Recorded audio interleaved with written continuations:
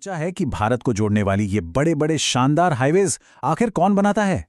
देखिए, देश की तरक्की की इस कहानी में एक नाम है जो बार बार सामने आता है, और वो है आईआरबी इंफ्रास्ट्रक्चर।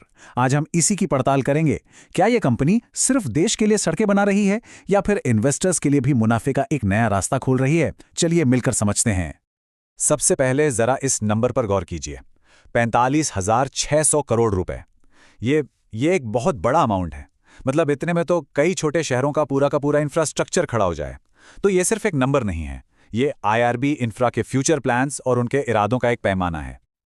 आज की इस चर्चा में हम इन 5 जरूरी हिस्सों पर बात करेंगे, कंपनी की नींव से लेकर उसके फ्यूचर प्लान्स तक। और हाँ, आखिर में एक इन्वेस्टर के लिए इसका क्या मतलब है, सब कुछ समझेंगे। तो चलिए शुरू करते हैं पहले सेक्शन से। आईआरबी इंफ्रा को आखिर इंफ्रास्ट्रक्चर सेक्टर का एक दिग्गज क्यों माना जाता है? देखते हैं कि मार्केट के आंकड़े क्या कहानी बताते हैं। अच्छा, तो यहाँ मार्केट के कुछ जरूरी आंकड़े हैं। शेयर की मौजूदा कीमत करीब 42.8 रुपये है। लेकिन जो बात यहाँ सबसे ज्यादा ध्यान खींचती है वो है इसका पीई रेशियो, सिर्फ 3.95। अब आसान भाषा में समझें तो ये कंपनी की कमाई के मुकाबले उसके शेयर का प्राइस टैग है।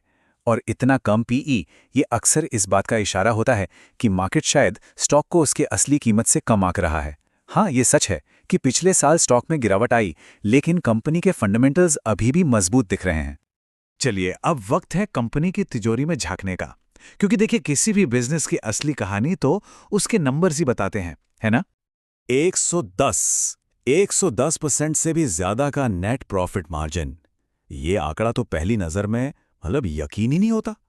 कोई भी कंपनी अपनी कुल कमाई से ज्यादा मुनाफा भला कैसे कमा सकती है?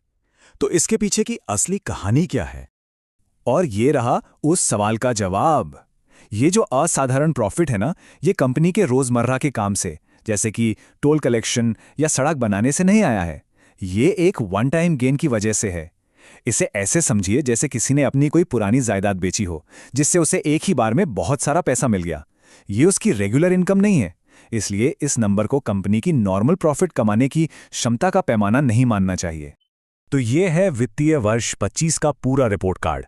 इक्विटी पर 32.7% का रिटर्न। ये वाकई काफी इंप्रेसिव है। लेकिन एक नंबर पे ध्यान देना बहुत जरूरी है, और वो है ब्याज पर होने वाला खर्च। ये कंपनी की कुल कमाई का 23.5% है। ये काफी बड़ा बोझ है, जिसका मतलब है कि हर 100 रुपए की कमाई में से करीब 24 रुपए तो सिर्फ कर्ज का ब्याज चुकाने में ही चले जाते हैं। तो ये तो हुई गुजरे हुए कल की बात। अब देखते हैं कि कंपनी का आने वाला कल कैसा दिख रहा है। उसका फ्यूचर प्लान क्या है? कंपनी के पास इस वक्त 30,500 करोड़ रुपए की एक जबरदस्त ऑर्डर बुक है। इसका सीधा सा मतलब है कि उनके पास आने वाले कई सालों के लिए सड़क और हाईवे बनाने के कंफर्म्ड प्रोजेक्ट्स हैं।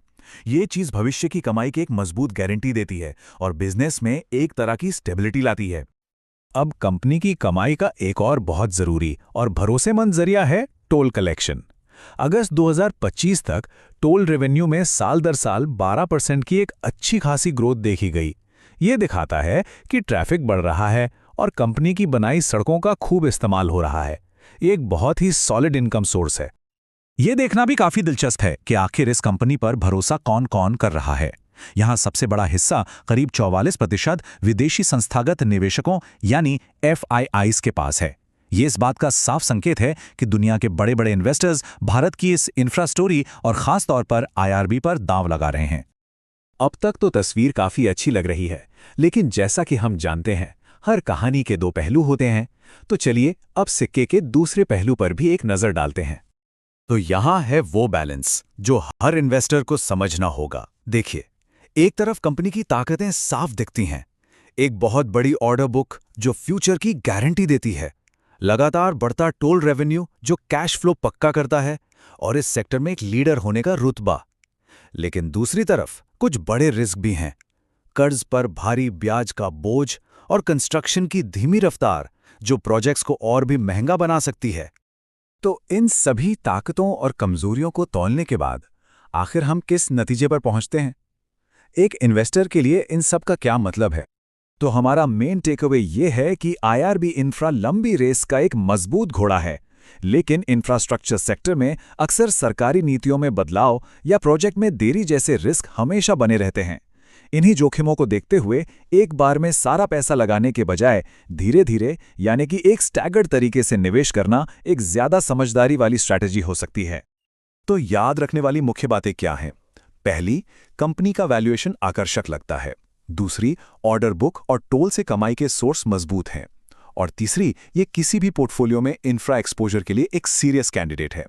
लेकिन सबसे जरूरी बात, कंपनी के कर्ज और उस पर लगने वाले ब्याज पर हमेशा पैनी नजर रखनी होगी।